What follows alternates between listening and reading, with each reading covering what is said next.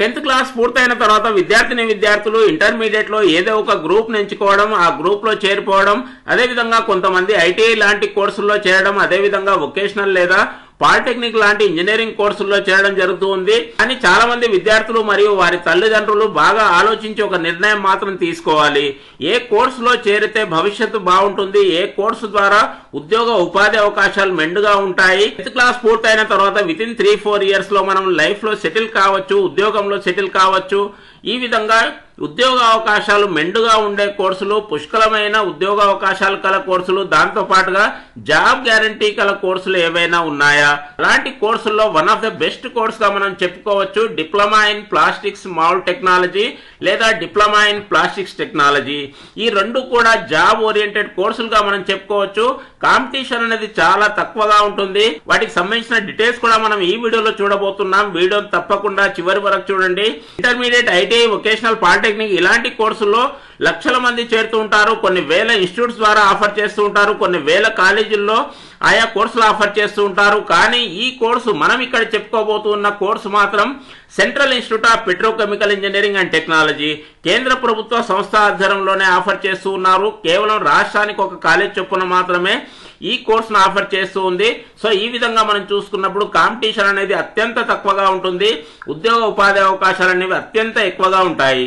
ఈ రెండు కోర్సును అందిస్తున్నారు. ఇంతవరకు అనుకున్న విధంగా కేంద్ర ప్రభుత్వ సంస్థ అయిన 100% గవర్నమెంట్ సంస్థ అయిన central institute of petrochemicals engineering and technology, ఒకప్పుడు దీన్ని central institute of plastics engineering and టెక్నాలజీగా కూడా పిలిచేవారు. నార్మల్ పాలిటెక్నిక్ ఇంజనీరింగ్ డిప్లొమా మాదిరిగానే ఈ కోర్సు కూడా ఏఐసిటి గుర్తింపు ఉంటుంది. అదేవిధంగా కోర్సు పూర్తయిన తర్వాత మీకు ఇష్టమైతే జాబ్ చేయొచ్చు, లేదా మీకు ఇష్టమైతే బీటెక్ లాంటి ఇంజనీరింగ్ కోర్సుల్లో కూడా చేరవచ్చు. ఆ డీటెయిల్స్ చూడబోయే ముందు చిన్న రిక్వెస్ట్, కింద ఇవ్వబడిన సబ్స్క్రైబ్ బటన్ నొక్కండి. వీడియోకు స్వాగతం పలుకుతూ దాదాపుగా 100% జాబ్ గ్యారంటీ గల కోర్సుగా మనం డిప్లొమా ఇన్ ప్లాస్టిక్ టెక్నాలజీ లేదా డిప్లొమా ఇన్ మౌల్డ్ టెక్నాలజీని చెప్పుకోవడం జరిగింది.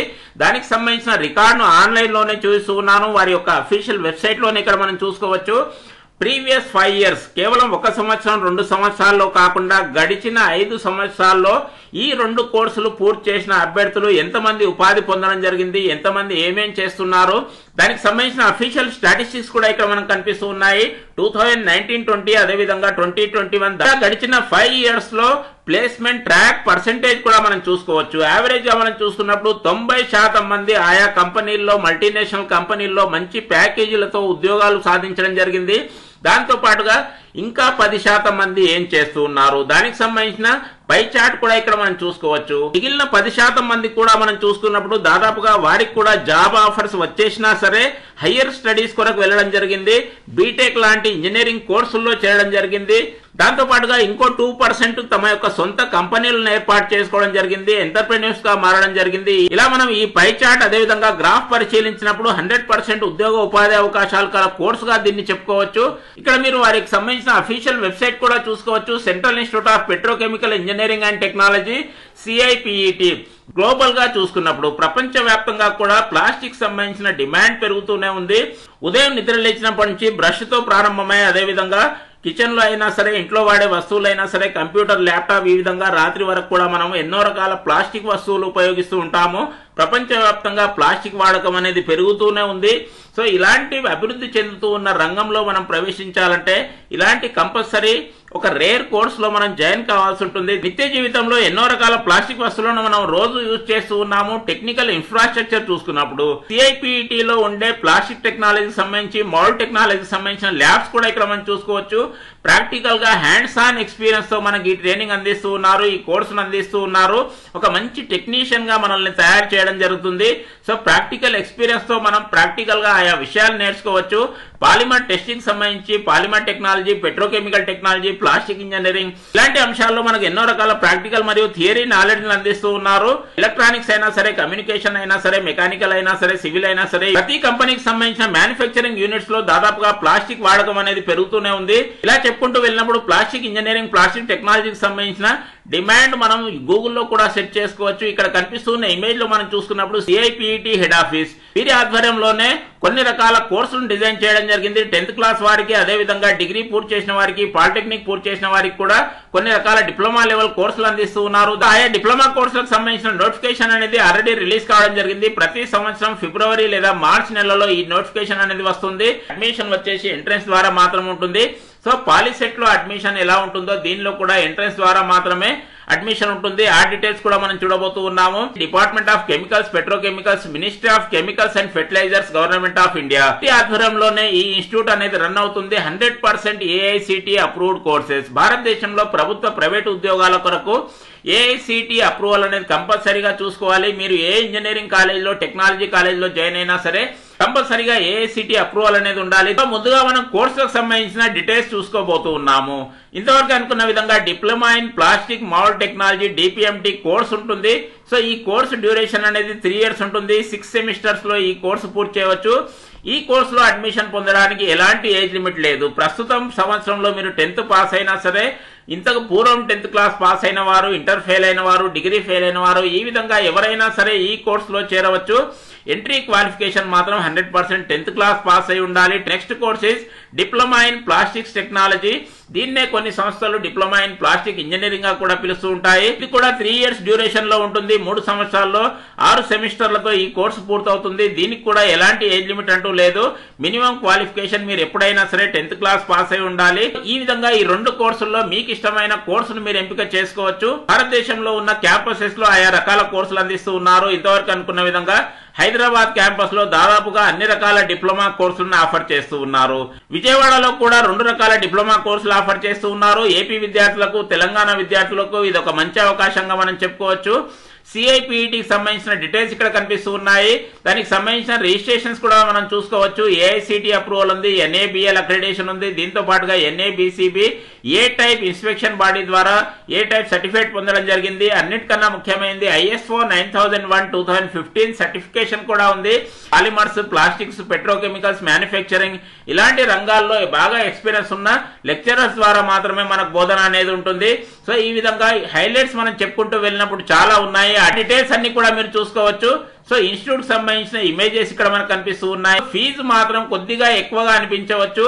జాబ్ గ్యారంటీ కోర్సెస్ కావున కొద్దిగా ఫీజు అనేది ఎక్కువగా ఉంటుంది, ఎక్స్పెన్సివ్ గా ఉంటుంది. ప్రాక్టికల్ ల్యాబ్స్ కూడా కొద్దిగా ఎక్స్పెన్సివ్ గా ఉంటాయి. కావున డిప్లొమా ఇంతవరకు అనుకున్న డిపిఎంటి అయినా సరే, డిపిటి అయినా సరే ప్రతి సెమిస్టర్ లో 16,700 రూపాయల ఫీజు అనేది చెల్లించాలి.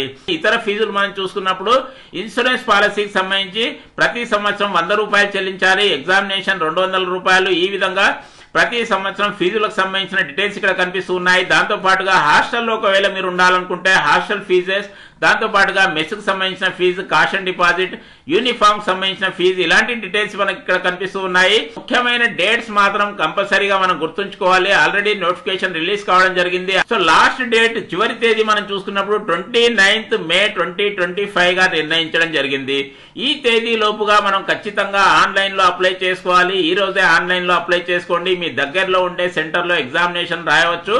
29th May 2025 లోపుగా అప్లై చేసుకున్న విద్యార్థులందరికీ కూడా ఎగ్జామినేషన్ అనేది 8th June 2025 రోజు నిర్వహిస్తారు. భారతదేశ వ్యాప్తంగా అన్ని సెంటర్స్ లో ఒకే రోజు ఈ ఎంట్రన్స్ ఎగ్జామినేషన్ అనేది ఉంటుంది. సో అడ్మిషన్ లెటర్స్ అనేవి 13th June 2025 రోజు కాల్ఫర్ చేయడం జరుగుతుంది. వెబ్సైట్ లో కూడా దానికి సంబంధించిన లిస్ట్ మనం చూసుకోవచ్చు, రిజల్ట్ మనం చూసుకోవచ్చు. కోర్స్ అనేది 14th July 2025 రోజు ప్రారంభం అవుతుంది. ఈ ఎంట్రన్స్ ఎగ్జామినేషన్ కొరకు ఎక్కువగా ఫీజు అంటూ చెల్లించాల్సిన అవసరం లేదు.